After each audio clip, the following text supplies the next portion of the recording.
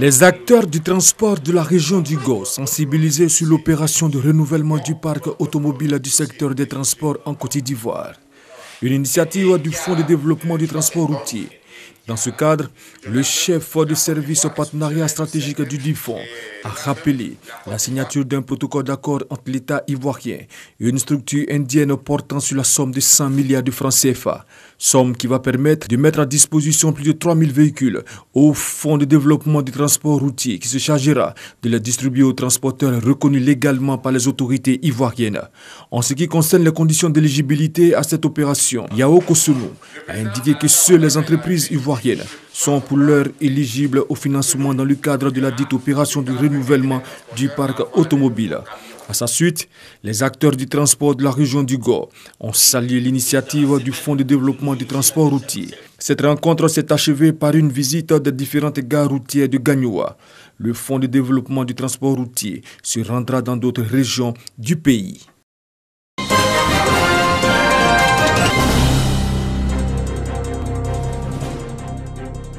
Dans la région du Gontougo, à l'est de la Côte d'Ivoire, le phénomène de grossesse en milieu scolaire a pris une proportion importante. Nombreuses sont ces jeunes filles qui se retrouvent déscolarisées du fait d'une grossesse. C'est le cas d'Odette, victime d'une grossesse à l'âge de 12 ans et obligée d'arrêter les cours en classe de CM2 au cours de l'année scolaire écoulée. Ses 150 camarades admis au CEP et à l'entrée en 6e resteront sur place à partir de cette année pour leur cursus secondaire. Car leur village, Kouassan-Nangurin, situé dans le département de Transua, dispose désormais d'un collège de proximité. Un collège à base 3 construit par le conseil régional du Gontougo. Un joyau architectural réalisé à 197 millions de francs CFA qui vient réduire les difficultés que rencontre le système scolaire dans la région du Gontougo. C'est avec joie et fierté que nous recevons ce collège. Ce collège va accroître l'offre éducative au niveau de la population et il n'y a plus de raison que les enfants ne soient pas à l'école. Désormais, vivant auprès des parents, l'éducation aidant, l'enseignement aidant, nous pensons que cela peut réduire le taux d'échec et surtout le taux de grossesse de nos enfants, de nos jeunes filles. Le ministre Kobena Kwasi Adjoumani, président élu du conseil régional et parrain de la cérémonie, a saisi l'occasion pour inviter les populations à soutenir les efforts du président de la République, Alassane Ouattara, qui a permis la réalisation de nombreux projets de développement dans le district du Zanzan.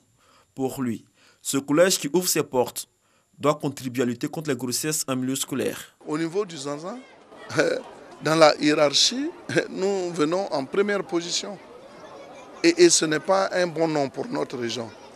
Donc la meilleure façon pour nous de corriger cela, c'est de permettre à ce que les enfants aillent à l'école à côté de leurs parents pour que, en plus de l'encadrement qu'ils vont recevoir à l'école, que les parents vraiment assurent le suivi pour leur permettre de disposer d'un minimum pour pouvoir faire leurs études. Le parrain Kobena Kwasi Adjoumani invite également les parents à soutenir le personnel éducatif dans l'encadrement des enfants. Le principal de ce collège a été officiellement présenté aux populations. La cérémonie d'inauguration du collège moderne de Kouassan-Nangurin a été également l'occasion de la remise de tables pour les 150 élèves. Première promotion de ce collège de Kouassan-Nangurin, village situé à la frontière ivoiro-ghanéenne.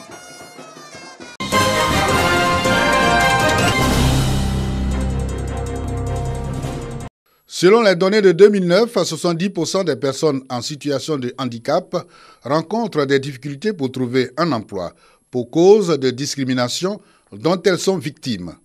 90% de ces personnes en âge de travailler n'exercent aucune activité professionnelle. Leur taux d'activité s'élève à 11%, malgré le recrutement dérogatoire de la fonction publique à leur profit depuis 1997. Le taux d'activité de ces personnes qui demeure encore faible interpelle. D'où ces réflexions de Yamoussoukro sur la formation et l'insertion professionnelle des personnes en situation de handicap. Les difficultés sont énormes. Nous disons que ce qui est même à la base de cette difficulté, c'est la loi. Et Dieu merci, depuis 1998, la Côte d'Ivoire a adopté une loi nationale concernant le handicap. C'est la loi dite d'orientation en faveur des personnes handicapées. Et en 2014 déjà, le gouvernement a ratifié la Convention des Nations Unies relative aux droits des personnes handicapées. Et dans le nouveau Code du travail, il y a eu une disposition particulière. Il en a de même pour la nouvelle Constitution. 75 participants Issus des mouvements et associations des handicapés physiques venus des régions ont pris part à ces travaux de 2 jours sur la question de l'employabilité des personnes en situation de handicap. Nous lançons un appel au président de la République. Là, il a dit qu'il y aura l'émergence en 2020. Il ne faut pas que l'État démarre et puis les handicapés en dehors du terrain. Donc c'était à nous de réfléchir donc à la question de l'insertion de ceux-ci, surtout des diplômés. Zia Gouege, représentant le ministre de la Promotion de la Jeunesse et de l'Emploi des Jeunes, a encouragé l'initiative. Il a en outre expliqué la priorité qu'accorde le gouvernement dans son programme en faveur des personnes handicapées, avant d'exhorter les participants à s'approprier les offres de services et stages du dit ministère.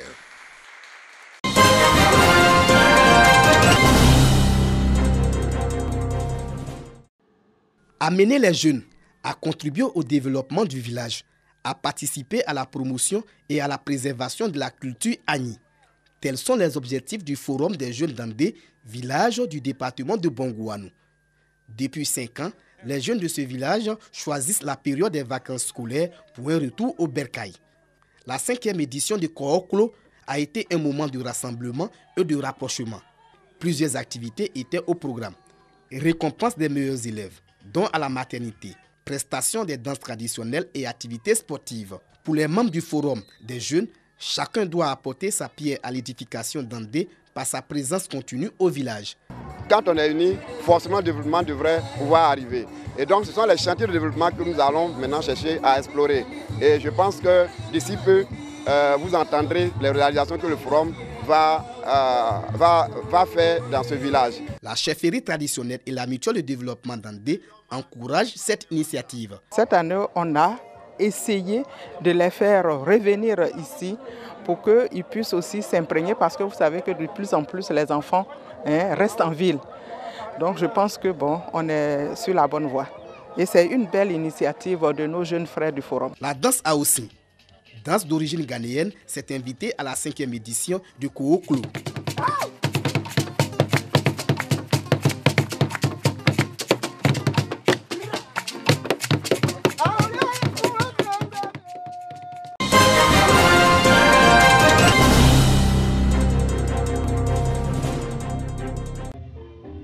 Des projets socio-communautaires à impact rapide pour faire de la solidarité une réalité largement profitable aux populations. Tel est l'objectif du ministère de la Solidarité, de la Cohésion sociale et de la lutte contre la pauvreté. Dans la région de la Bagoué, plusieurs localités ont bénéficié des retombées de ce projet. Ainsi, le village de Tombougou, Samorosso, est doté d'une pompe hydraulique et d'un foyer polyvalent entièrement équipé. De même que le village de Nianon. L'inauguration de ces infrastructures a été faite par la ministre de la Solidarité, de la Cohésion sociale et de la lutte contre la pauvreté.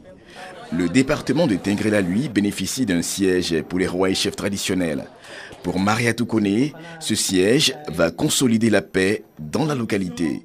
C'est ici que vous devez venir régler vos problèmes. C'est le baobab que nous avons dans le village, que nous avons matérialisé à travers cette maison.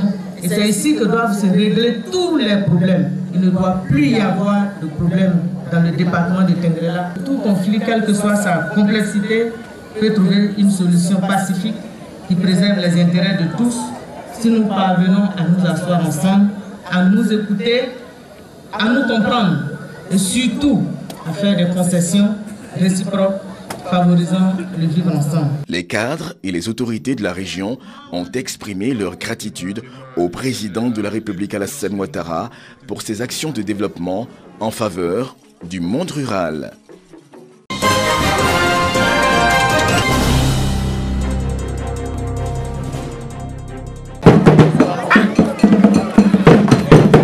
Le Grand Août, un festival qui se tient chaque année dans le mois d'août à Ndakro, village de la sous-préfecture de Tankessé, département de Koumfao, à l'est de la Côte d'Ivoire.